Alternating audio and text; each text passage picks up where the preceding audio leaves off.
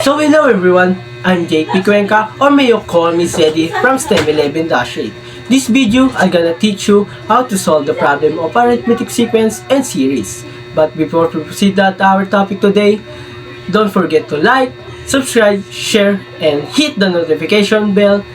And so let's go! So this is the first example of arithmetic sequence na ating sasagutan. Isusulat muna natin ang given na number na binigay doon. At pagkatapos ay kukunin natin ang common difference nilang lahat. So, ganito po. Ipag-minus lang muna natin sila. 24 minus 21 is equal to 3. And ganun po rin sa isa. 30 minus 27 is equals to 3. Ganyan lamang po. Pagkatapos naman natin na kunin ang common difference nila, isusulat muna natin ang kailangan. Ang a sub 1 natin ay 21. Sunod naman ang n. At ang n natin ay 102 terms. Ito ang number of terms. At ang sunod naman ang common difference na sinob natin kanina. So, ang common difference ay 3. Pagkatapos naman ay isusulat natin ang formula ng arithmetic sequence. A sub n equal, at ang a1 natin ay 21. Kaya ilalagay natin. Plus, open parenthesis, and number of terms is 102. Minus 1. Close parenthesis. And ang common difference ay 3. So, let's solve it.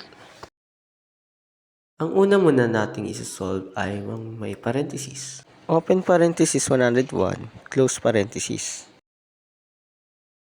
At ibababa lang natin ng 3. So, ang sunod, ibababa na muna natin ng 21 plus at isa-solve muna natin ng 101 times 3. Ayan, 303. 21 plus 303 is equals 324. Ayan, ilalagay natin. At ito ang tamang sagot. Pagkatapos natin isolve ang arithmetic sequence, tutungo naman tayo sa series. Una, isusulat na natin ang formula.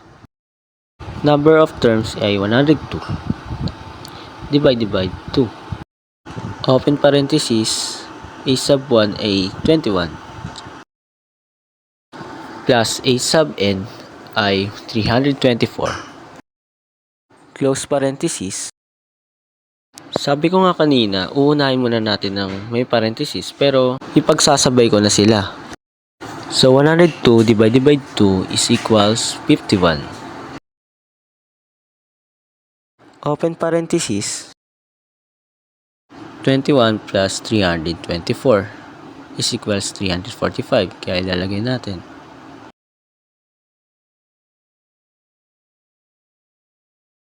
(51 times 345 is equals 17,595. At ito ang sagot natin sa series. Ayan, meron na tayong number 1. Nasagutan na natin. Sunod naman ay tumungo tayo sa number 2 na example. Sinulat ko na dito ang number natin na given na binigay. Ayan, kukunin natin ulit ang common difference nila. Negative 4. Ganun lamang rin po ang ating gagawin katulad sa number 1. Ayan, negative 4 ulit.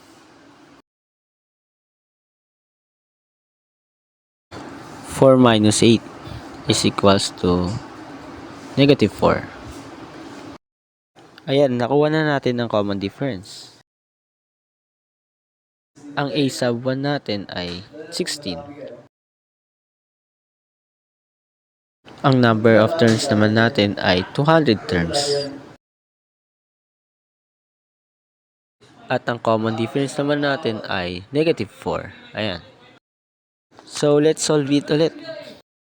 Sulat natin ulit ang formula ng arithmetic sequence. Ang a sub 1 natin ay 16. Kaya isusulat natin. Open parenthesis, number of terms, 200. Close parenthesis. At ang huli ay common difference ay -4. Ayan, unahin muna natin na may parenthesis na solve. 16 plus 200 minus 1 is equals to 199. Ibababa lang natin ulit ang common difference, -4. Ibababa muna natin ang 16 plus. Una muna natin solve ang 199 times -4 is equals -796. So, ito na ang huling computation. So, 16 plus -796. Ayan, -780 ang sagot. Meron na tayong arithmetic sequence. Ayan, tutungo ulit tayo sa series kasi tapos na tayo sa arithmetic sequence. Isusulat muna natin ang mga given para hindi tayo malito. Pagkatapos naman natin isulat ang mga given, ayan, sasagutan na natin. Susulatan natin ulit ang formula. Ang number of terms ay 200 divided by 2. Open parenthesis, a sub 1 ay 16 plus -780. Close parenthesis. So, isusolve na natin ulit. Pero, ipagsasabay ulit natin para mas madali na lamang. 200 divided by 2 is equals to 100.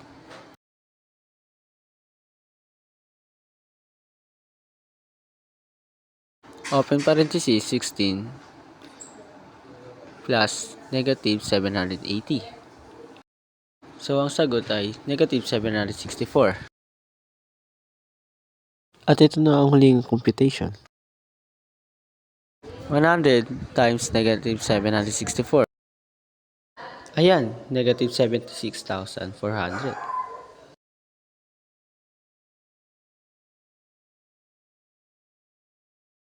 Charan! Ayan na ang sagot. Ayan, tutungo na tayo sa last example ng arithmetic sequence. Ito ulit yung formula. Ganun lamang ulit po. Isusulat ang given na binigay dyan. At kukunin na ulit ang common difference.